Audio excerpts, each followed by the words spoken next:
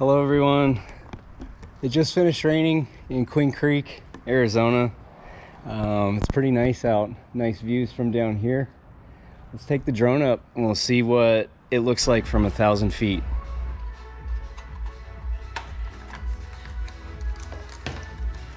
For those of you that don't know, I have the DJI Mini 2. This is my first drone I've ever bought. Pretty nice. The only thing I wish it had on it was the active track. Unfortunately, it didn't come with that. But I do have another drone, the DJI Air 2, and that one does have the active track on it. But for now, for this purpose, we'll just take this one out.